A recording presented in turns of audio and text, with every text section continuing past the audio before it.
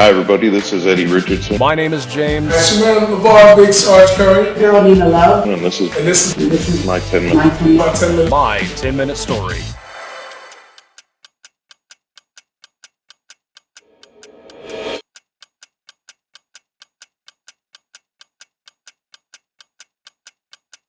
Welcome everybody to another edition of my 10-minute stories. I had a pleasure to bring to you guys a great individual out in the Lexington, South Carolina community, Mr. Eddie Richardson.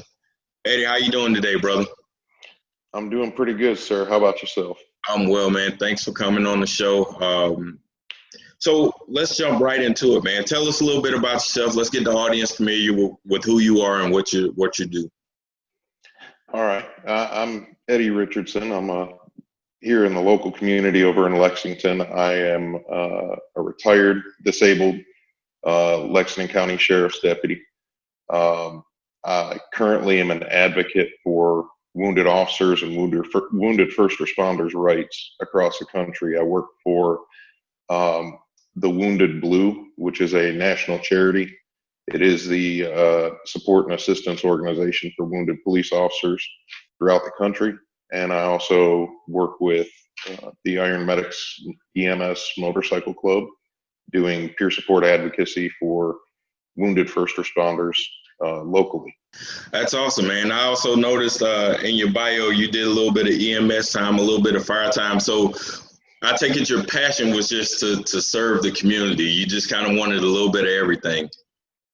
Absolutely. It was, started off very young. I did volunteer ambulance, volunteer firefighting when I was a teenager into my early 20s up in New York. And then when I moved down here, I got the chance to move over into law enforcement, and I never looked back. I ended up doing 12 years before I had to end my career.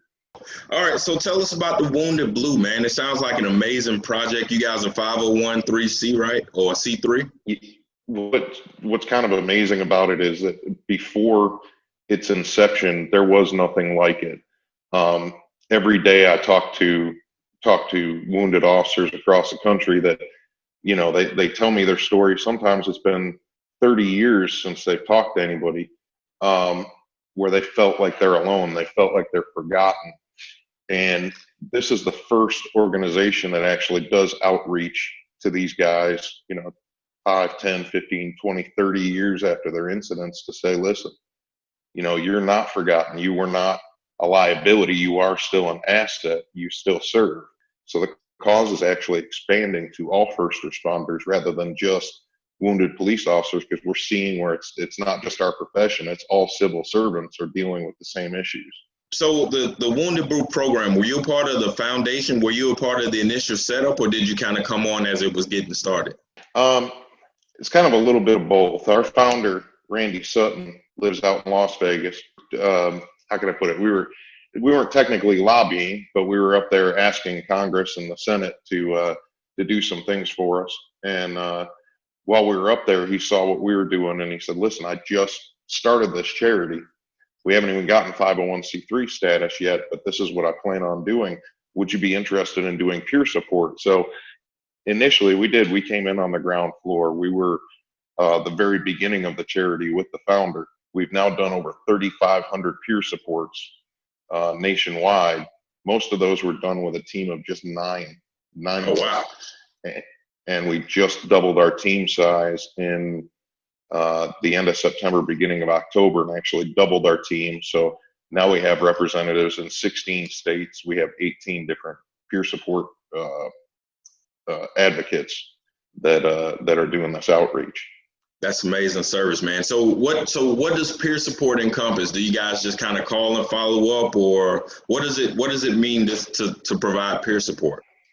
Well, peer support system was created by, believe it or not, the FBI when they started dealing with critical incidents.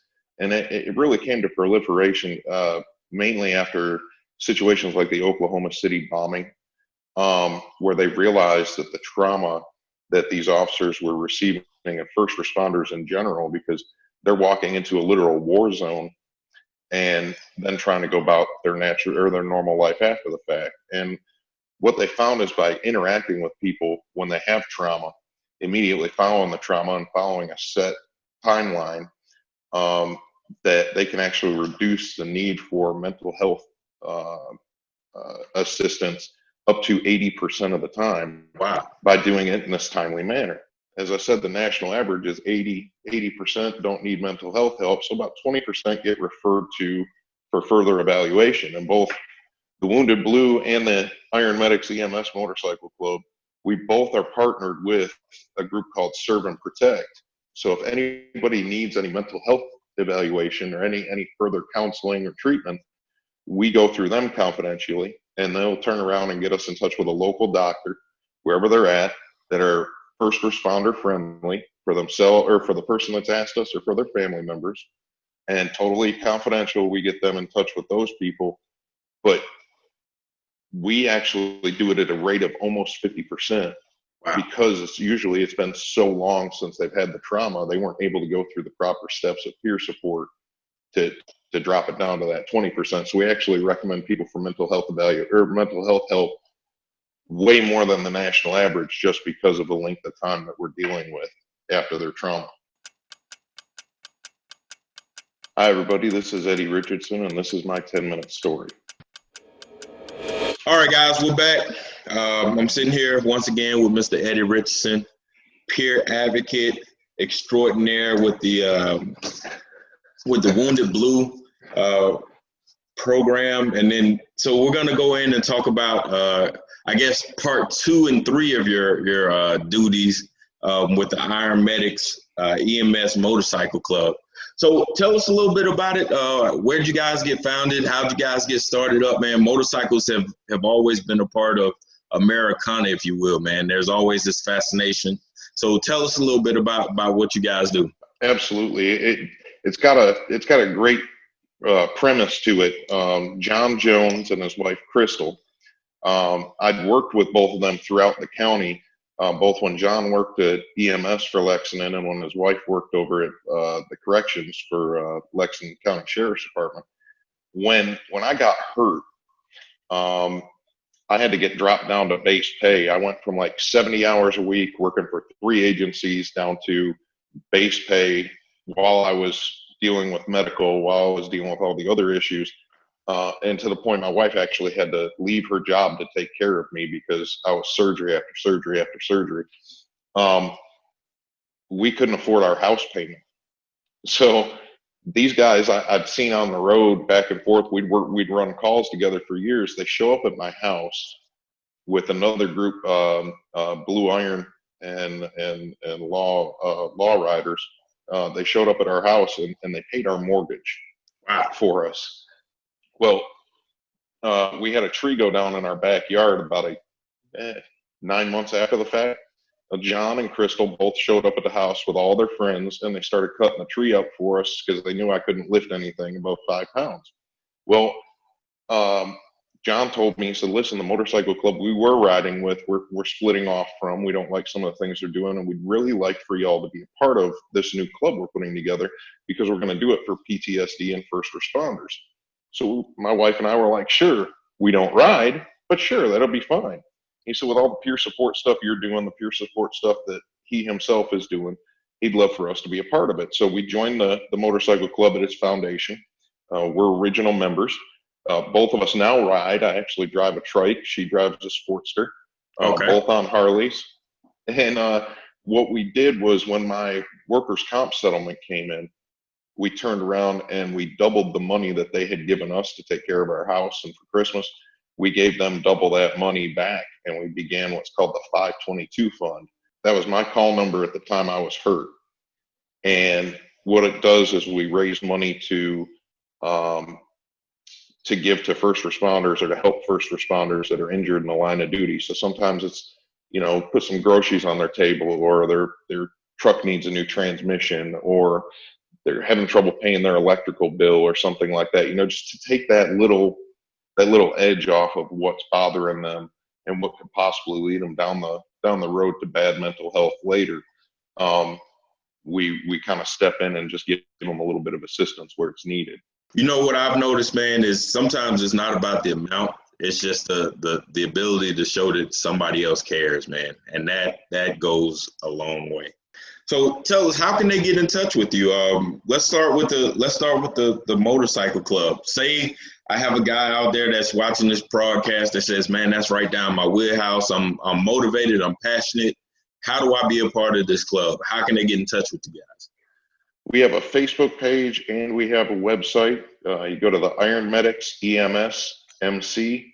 We'll be the only Iron Medics you can find on Facebook, so it's pretty easy to find us there. And we have the Iron Medics, I believe it's ems.org, or it might be emsmc.org, is our Facebook page. But if you Google it, it's there. If you reach out to us, it'll either be John, Crystal, or myself. One of the three of us will probably be the ones responding to you. That's awesome, man, and that's how to get the ball rolling. I didn't ask earlier, right before the break, we kind of ran out a little bit of time, but let's talk about the Wounded Blue program. How do they get in touch with you guys to support? Say they wanted to provide you guys donations either for the 522 Club or the Wounded Blue program. How do they do that? Well, the 522 Club go through the Iron Medics. They'll explain everything when you hit up the contact or want to donate to them with the Wounded Blue on their web page, which is thewoundedblue.org. We actually have a feature for donations. We call it a membership, where if you want to donate, X amount, you can donate X amount, you become a member. You can reach out to me directly at Eddie Richardson, and it's all one word, Eddie Richardson at thewoundedblue.org. Either way, we can get you in touch with the right people for how to donate, and we can get you all the information that you need for your donations. That's awesome, man. Thank you for the shout out. We'll definitely promote it on the website so the audience can get to you. I want to thank you once again on behalf of me and my audience for coming on the show. You guys can catch them at www.thewoundedblue.org and EMSMC.org. I want to make sure I get that right. www.ironmedicsEMSMC.org. Once again, Mr. Eddie Richardson, thank you so much. It was an honor. I learned so much, man. And we look forward to trying to do whatever we can to support you guys and forging a long and prosperous relationship for both our organizations, man. Thank you for coming on the show. Wait, before we leave, you have to leave some words of inspiration, right?